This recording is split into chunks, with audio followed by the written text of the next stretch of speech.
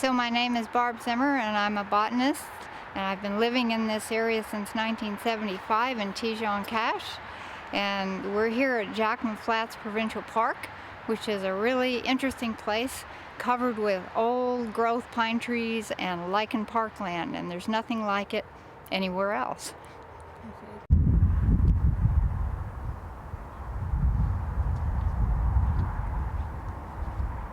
There are three different kinds of lichens. Basically, they're classed into three groups. They're the crusts that go right on the rock or on the tree, like a lot of these are crusts. Some of them are like leaves, and they're called folios. They're the crusts, the folios, leaf-like ones, and then there are the hanging ones. They call those fruticose lichens. So like, they're all different things, and the reindeer lichens, of course, like little trees. They're growing up like little trees all over, little shrubs. And that's because the reindeer eat them? Yeah, that's why they call them reindeer lichen, because the caribou like them so much. Yeah. Guys here are called coral lichens, and that's the one that Trevor Gower discovered here in 1995, and we hadn't ever seen it in British Columbia before. He's found it in a couple of places now, besides this place. But this plant community, this juniper stereocolon coral lichen on the blowout dunes, this isn't found anywhere else. And you see what we're up against here is totally fragile. And they're talking about mitigating the damage from the pipeline. You can't mitigate. If you come through here with a pipeline, I mean, it's gone.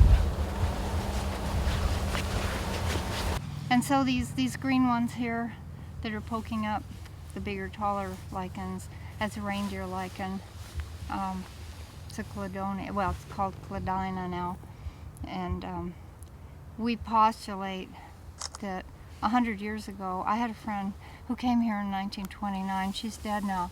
But she used to tell me, where you bike through, they used to have a place down in Alberta, between here and Blue River. And she said to me that the herds of caribou would come through during the night, and there were so many of them that the clicking of their hooves would wake them up. There were a lot of caribou here at one time. So this would have been a really good place for caribou because they eat lichens. That's their main diet. And they have a special enzyme called lichenase, which helps them digest the lichens. So this would have been a real caribou place. But the caribou are no more. Habitat destruction. They have no reason to come here. There's no lichen left. Well, there's lots of lichen left here, but there aren't any more caribou.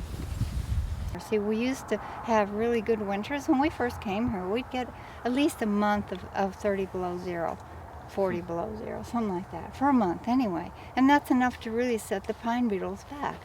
But we haven't been getting that anymore. So the winters are warming more than our summers, and now the pine beetles are having these nice long summers, and they're putting out 2 life cycles a year now instead of 1. So it's just like all of British Columbia is just devastated. I'm sure you've seen it all the way up. They took the ponderosa pines down by Kamloops. They've all the way across the central BC. It's just wiped out. And they're saying some of the forest may not come back. It may just come back as, brush land. It may be too dry now. They may not have another forest. So. Wow. Yeah. And what you're looking at here is where the beetles tried to drill in, and the tree tried to what we call pitch them out. So the tree, when it's wounded, releases pitch, that sticky stuff, and they try to drown the beetles by sending pitch into there and getting rid of them. But this tree obviously lost the fight, and it's dead now, although it was burnt before. And we know, you can see from the fire scar, there were 2 fires that came through here and burnt the whole place. And the trees, some of them lived through both fires. Wow. And they're very old. But see, the pine beetle took a lot of them, and they're dead now. But a lot of the trees made it. It's surprising.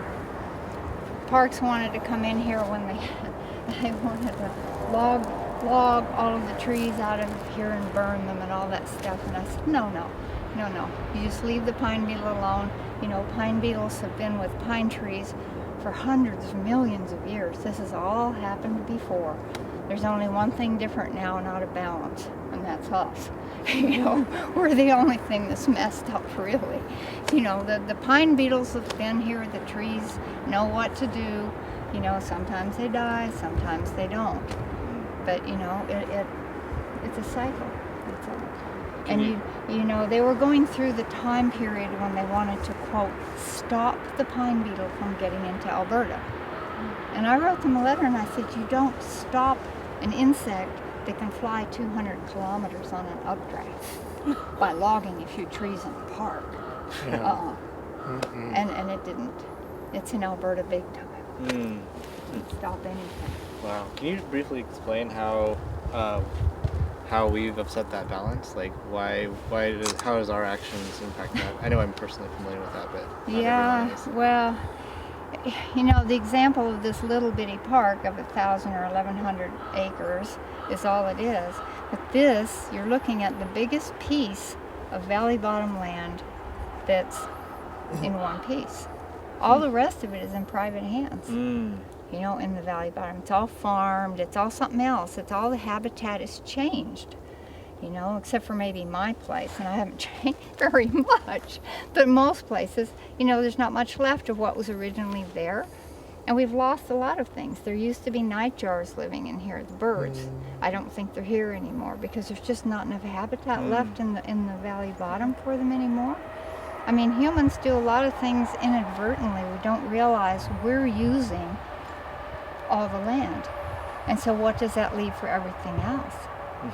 So like, even though this is a tiny little park, it's all that's left ecologically intact for all the things that need to live here. See, when this tree falls down, it takes hundreds of years for it to rot back into the soil. I mean, here's one that used to be a tree. How many hundred years do you think it's been there? I mean, a great part of the useful life of a tree is after it dies. Because what happens when that tree's alive and it's photosynthesizing every day, it's taking the energy of the sun, an enormous amount of energy, and turning it into food, wood, all these things. And now all the energy that that tree caught during its whole life is still stored in that tree, in the wood, in the chemical bonds of the wood. Now when the tree falls down, it slowly rots and it releases that energy back into this ecosystem. It's so important. And the energy goes right back into the living things of today. Think about it. Only 2 things in the world can eat wood. What do you think they are? It's not termites. It's the bacteria in their guts. Bacteria can eat wood. Fungi can eat wood. Nothing else can break those amazing bonds that the tree has put together. Wood's incredible stuff. It just, you know, we can't do it. If we could make wood as humans, do you think we'd be going around cutting down trees all over the place? Of course not. We can't do it. It's so chemically complex. But fungi eat the wood. Then ants come along and eat the fungi. Bears come along and eat the ants that ate the fungi, and the energy that that tree caught hundreds of years ago is released right back into the living things of today. It's essential. The dead trees are part of it, you know, and they help stabilize the dunes. You can't take them away. Don't ever let people tell you that something is wasted. No, they're wasted if we don't cut it down. They're not wasted. They go right back into the system. The energy goes right back into today's bears and today's eagles and today's animals. It's all still there. That's awesome. And one more question that I didn't get to ask over there. You talked a lot about the old growth here and the idea of maybe keeping the pipeline on the other side of the road. What do you foresee happening, if you can, if they do put the pipeline in over here? Like, what would you... Well, the dunes would destabilize. You know, that's the problem. And the plant communities are One of them is not found anywhere else that we know of, period. It just isn't found anywhere else. And it's a very fragile plant community. I'll show that to you. It's on the top of the active dunes.